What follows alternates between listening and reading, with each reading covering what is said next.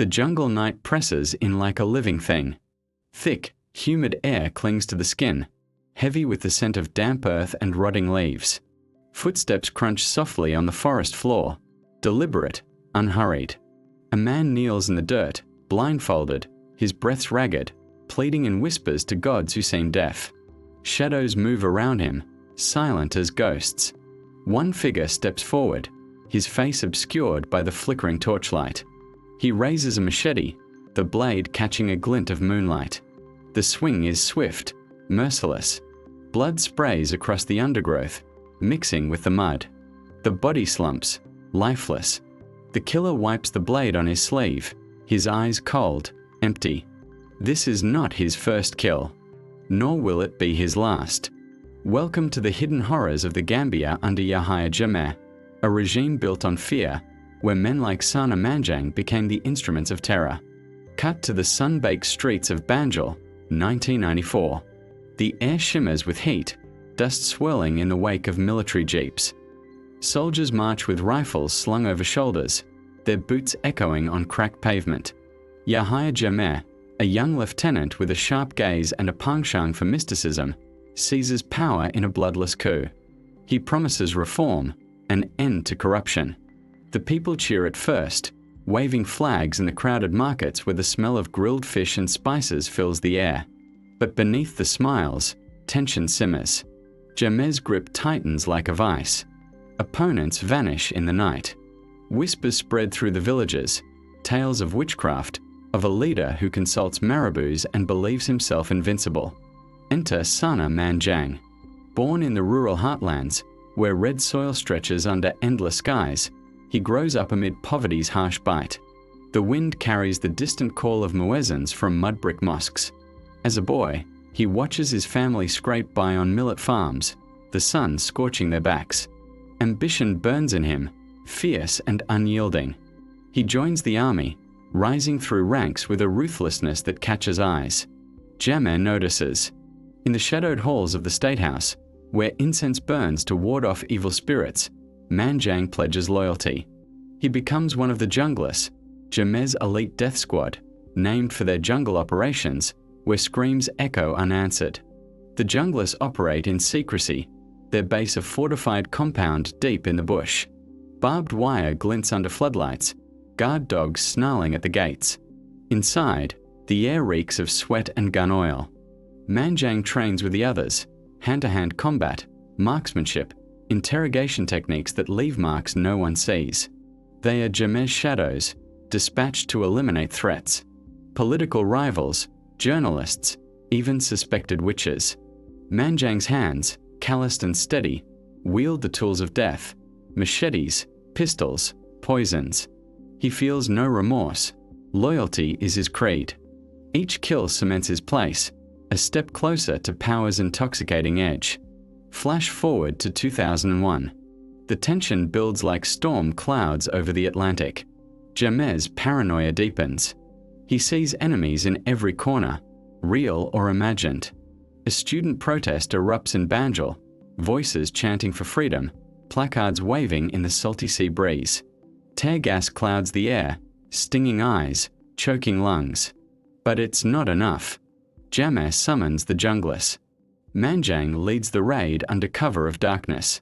Tires crunch on gravel as their vehicles approach the dormitory. Doors burst open, flashlight beams slicing through the gloom. Students huddle in fear, hearts pounding.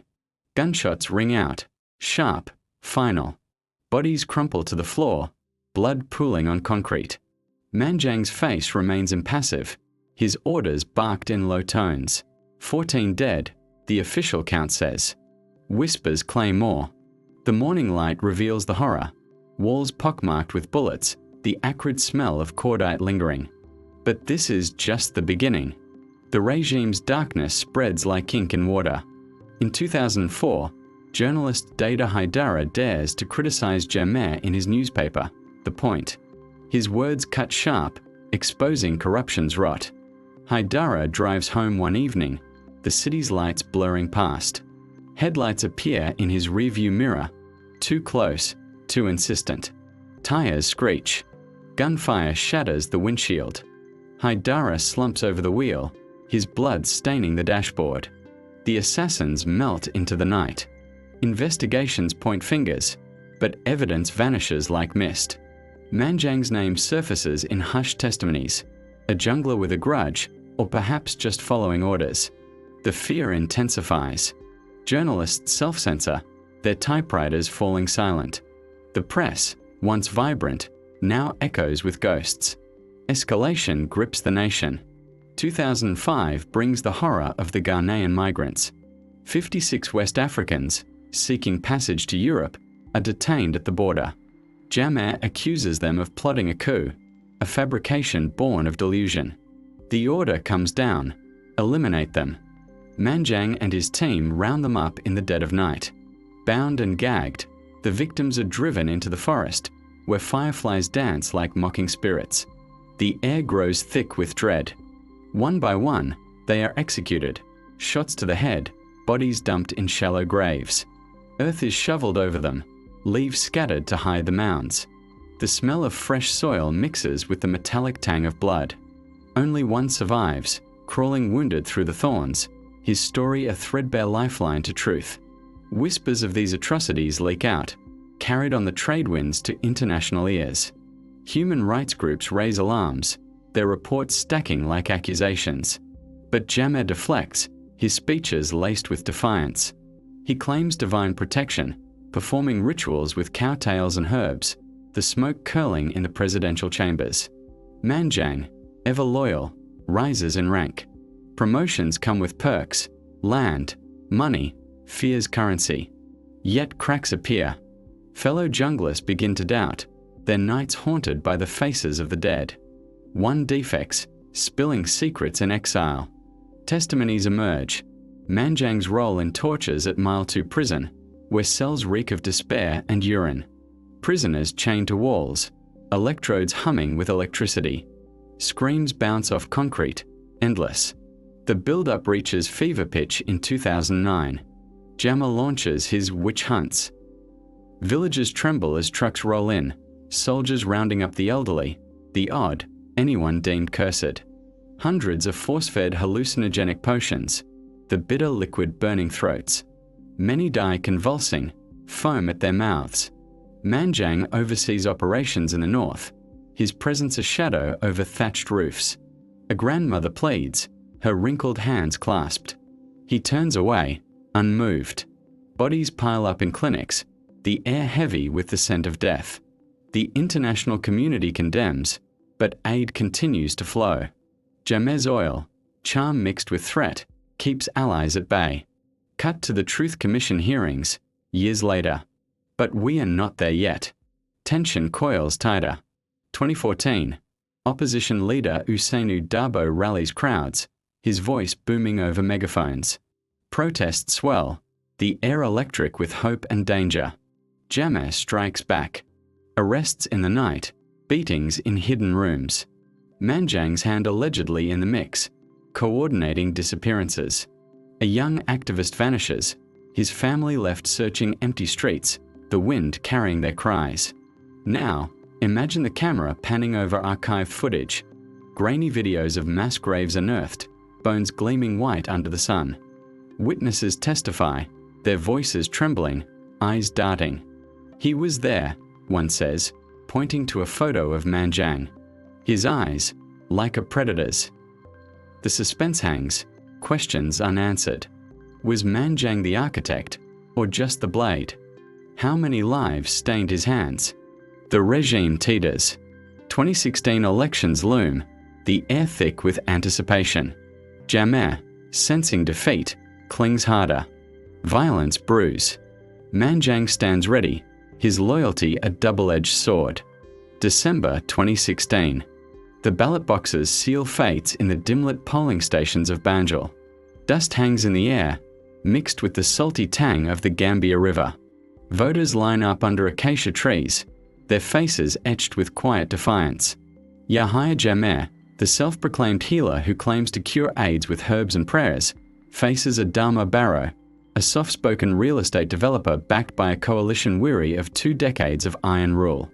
The results trickle in like rain after drought. Barrow wins. Cheers erupt in the streets, fireworks cracking against the night sky. Jammeh concedes on state television, his voice steady but his eyes betraying a storm within. But the concession sours like milk left in the sun. Days later, Jammeh reverses course.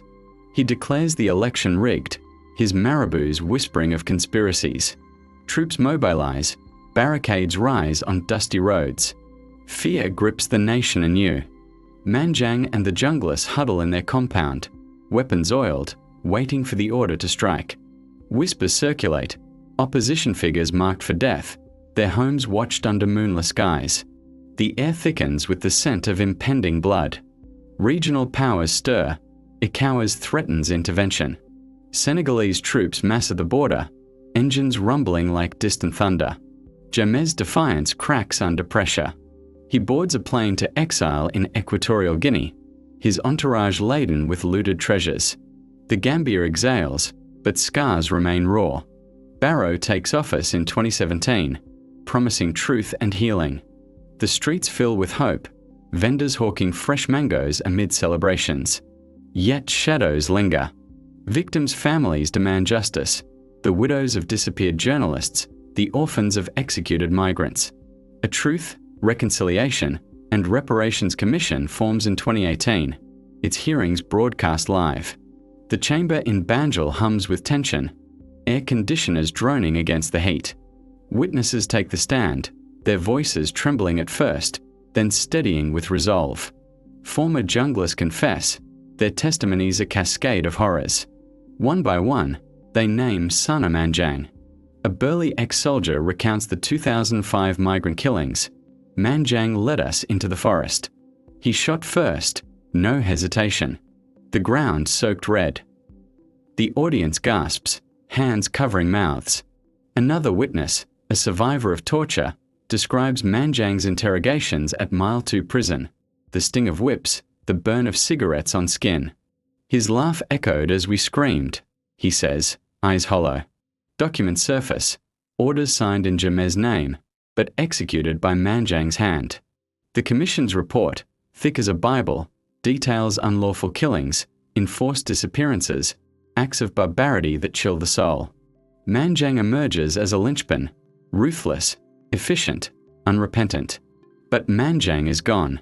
As the noose of accountability tightens, he slips across the border into Senegal's Casamance region. Dense mangroves swallow him, the air heavy with the croak of frogs and the buzz of mosquitoes. He lives in hiding, a ghost among the palms, perhaps blending into local militias or farming quietly. Years pass. The Gambia pushes forward, elections, reforms, but justice stalls. International warrants issued, yet enforcement wanes. Victims' advocates march in Banjul, banners fluttering in the breeze, chanting for extradition. No peace without truth, they cry, their voices carrying over the Atlantic waves. Tension simmers through the 2020s. Jammeh, from his gilded exile, broadcasts threats via grainy videos, his face aged but defiant. Supporters in Gambia whisper of his return, stirring unrest. Manjang's name fades from headlines, but not from memories. Families visit unmarked graves, placing flowers on disturbed earth, whispering prayers. Human rights groups like Amnesty International and Human Rights Watch compile dossiers, their reports stark with evidence. Testimonies from defected junglers pile up. Manjang's role in the 2004 slaying of Data Haidara, the journalist gunned down in his car, shards of glass mixing with blood on the upholstery. The 2006 murder of Ndongo Mboob, a businessman silenced for knowing too much. Even Haruna Jammeh, a relative of the dictator, allegedly dispatched by Manjang's orders. The build-up crests in late 2025. Whispers from intelligence circles. Manjang spotted in Casamance, his guard down after years on the run. Senegalese authorities, cooperating with Gambian officials, close in. November 29th dawns humid and overcast. Manjang walks a dirt path, perhaps heading to market, the scent of wood smoke in the air. Vehicles screech to a halt, doors flying open. Armed men surround him, shouts piercing the quiet. He raises his hands slowly, his face a mask of resignation. Cuffs click shut, cold metal on wrists that once wielded machetes. Extradition follows swiftly, handed over on December 2nd, bundled into a convoy crossing the border under armed escort. Banjul erupts in a mix of relief and rage. Crowds gather outside the courthouse, the air electric with anticipation. Manjang appears before a magistrate, his once imposing frame diminished, eyes scanning the room. Charges read aloud: murder of Data Haidara by gunfire on a rain-slick street, the killing of Ndongo Mboob, body dumped like refuse, the slaying of Yahya Jammeh, a betrayal within the inner circle. The courtroom hushes, the weight of history pressing down. Bail denied by the High Court. Justice Sidi K. Jabate's gavel strikes like thunder. Manjang remanded to Mile 2, the very prison where he once inflicted torment. Irony hangs thick, the cells echoing with ghosts. Fallout ripples outward. Victims' families weep in interviews, their pain raw after decades. Baba Haidara, son of the slain journalist, stands firm. I stared him down in court. No more hiding. Human rights activists hail the arrest as a milestone, but warn of challenges ahead. The trial looms, set for early 2026, evidence mounting like storm clouds. International observers flock, notebooks ready, ensuring fairness. Yet threats linger. Jammeh's allies murmur of plots, his exile broadcasts fueling division. Gambia teeters on justice's edge, society grappling with forgiveness versus retribution. Debate swirls in cafes and online forums. Some argue Manjang was a pawn, following orders in a system of fear, Jammeh the true architect. Others counter, his hands pulled triggers, swung blades, complicity no excuse. Moral questions pierce deep. Can a nation heal without full accountability? Unsolved mysteries persist, bodies still missing, accomplices at large. Was Manjang's network wider, tentacles reaching into current power structures? Conflicting accounts emerge. Jammeh loyalists deny atrocities, labeling testimonies fabrications. Balanced reports from sources like Justice Info and The Point paint a damning picture, corroborated by multiple witnesses. As the sun sets over the Gambia River, casting long shadows on the water, one truth endures. Unmasking monsters demands facing the darkness within. But what if the mask slips, revealing not just one man, but a mirror to a nation's soul? The courtroom in Banjul hums with a low buzz, the wooden benches creaking under the weight of spectators. Ceiling fans will lazily, stirring the stale air laced with the faint odor of polished oak and nervous sweat. Sanna Manjang sits in the dock, his once broad shoulders hunched, hands cuffed in front. His eyes, dark and unreadable, flick across the room, past the judge's stern gaze, the prosecutors shuffling papers, the families clutching photos of the lost. December 3rd, 2025. The charges echo through the chamber. Murder of Data Haidara, the journalist whose pen pierced the regime's veil. Ndongo Mboob, the businessman silenced mid-breath. Yahya Jammeh, kin to the dictator, betrayed in the shadows. Manjang's face remains stone, but a bead of sweat traces his temple. The gavel falls. Remanded. No bail. The crowd exhales, a collective breath held too long. Outside, the sun beats down on the courthouse steps, where journalists cluster like vultures. Microphones thrust forward, cameras flashing.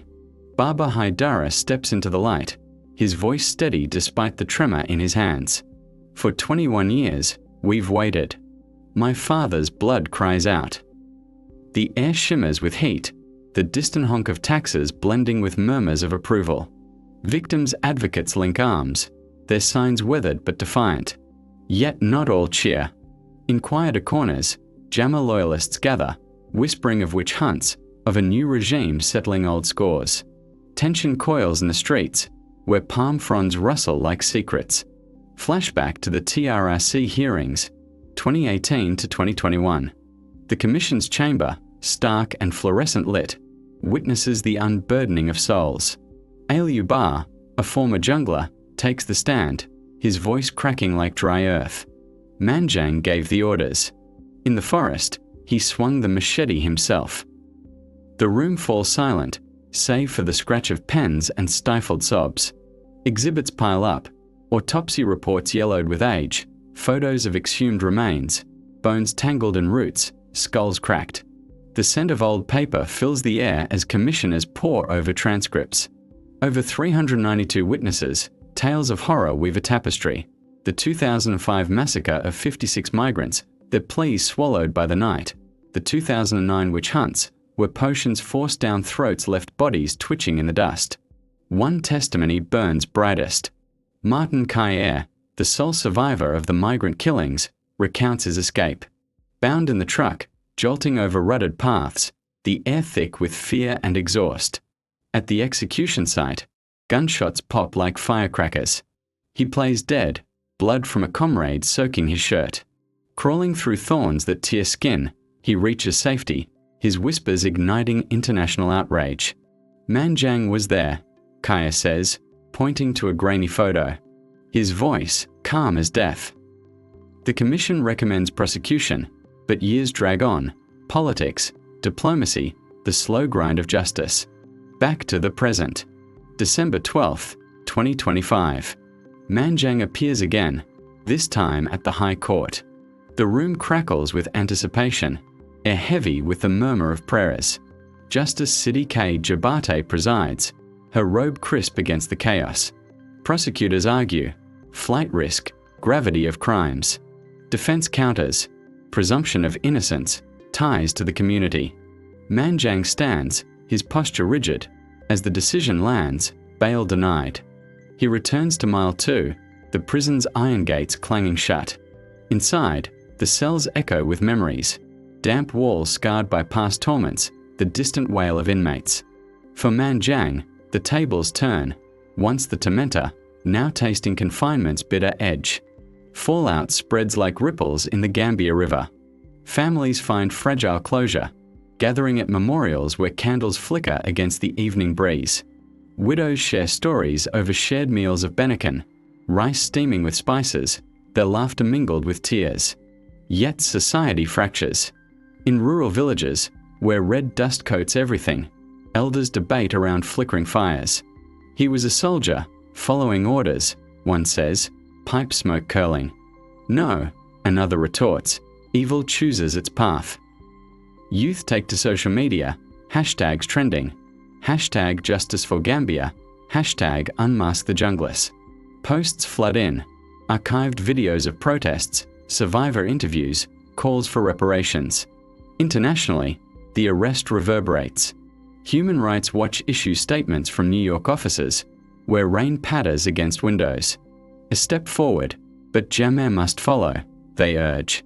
In Equatorial Guinea, Jammeh watches from his villa, the ocean crashing below. Rumors swirl, his health failing, his fortune dwindling. He releases a video, voice raspy, denying all, lies from enemies. Supporters in Gambia stir, small protests erupting in Banjul markets, the smell of fried plantains mixing with tear gas. Security tightens, patrols increasing under starlit skies. The debate intensifies in panel discussions, broadcast from studios where lights hum overhead. Historians weigh in. Was Manjang a monster forged by Jammeh's madness, or a willing participant? Conflicting views clash. Some cite the TRRC report. Manjang's confessions from subordinates paint him as architect, not pawn. Others point to systemic fear, the regime's mysticism, Jammeh's claims of supernatural power, coercing loyalty. Moral quandaries loom. Does forgiveness heal a nation, or does it invite recurrence? Unsolved mysteries persist. Where are the remaining bodies? Who else lurks in shadows? Arms and timber trafficking links surface in arrests, hinting at deeper corruption, networks spanning borders. As 2025 closes, trial preparations accelerate. Evidence mounts in secure rooms, files stack high, the air dusty with paper. Witnesses rehearse testimonies, hearts pounding. Prosecutors build their case, ballistics matching guns to wounds, timelines aligning with Manjang's movements. Defense strategizes, perhaps pleading duress. The nation holds its breath, the air charged with possibility. January 12, 2026, indictment deadline. Court dates loom, promising revelations that could shatter illusions. Imagine the camera lingering on Manjang's cell window, bars casting stripes on the floor. Moonlight filters in, illuminating a man alone with his ghosts. Whispers of the dead echo in his mind, screams from the forest, pleas from the prison. Has remorse crept in, or does defiance burn? Society mirrors this internal war, a people emerging from darkness, yet haunted by it. The Gambia stands at a crossroads. The rivers flow a reminder of time's inexorable pull. Justice, elusive as mist, inches closer. But in unmasking one killer, what other faces emerge from the shadows? The truth, once buried, now demands its due, leaving us to wonder if healing ever truly silences the screams.